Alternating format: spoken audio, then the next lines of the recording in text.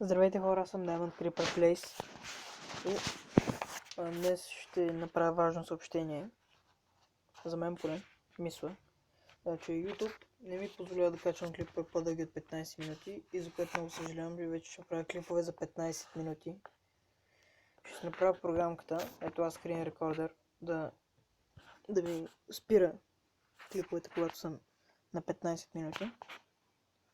Защото направих клип на Mortal Kombat около 30 минути и тъкмо да се качи и ми изписа съобщение, което ми пише, че трябва да се архивирам, за да правя клипове по-дълги от 15 минути.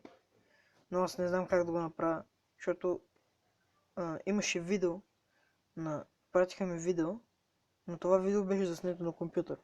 Аз го правя от телефон, профила ми е на телефон. И това беше проблема ми, гаден, и за него съжалявам, че няма мога да правя клипове. И мисля се да спра поредицата на Minecraft, защото почва да ми крашва сървър. Освен ако не почна да правя мултиплеер поредица. Обаче приятеля ми ще снима, ще ми праща клиповете и аз ще ги качвам. Ще му пратя програмката.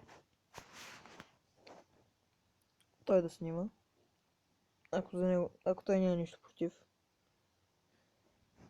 Друго нямам какво да кажа. Това беше важното главно, освен да ви кажа да се абонирате за NoviBG. За мен. И не знам дали за The Killer. И това беше от мен. Пишете в коментарите, ако знаете как да правя проблема. Защото никак не ми е приятно да правя клипове на 15 минути. Вероятно ще има втора част на всеки клип. И сега качвам клип на Агарио, който докато видите този клип вече ще се е свалил. Надявам се да ви харесват какви клипове правя. Още не съм почнал да правя качествено клиповете. Имам само 4 или 3 клипа за сега. Ще стара да правя възможно най-много. И клипове мисля, че няма да има от 6 часа всеки ден.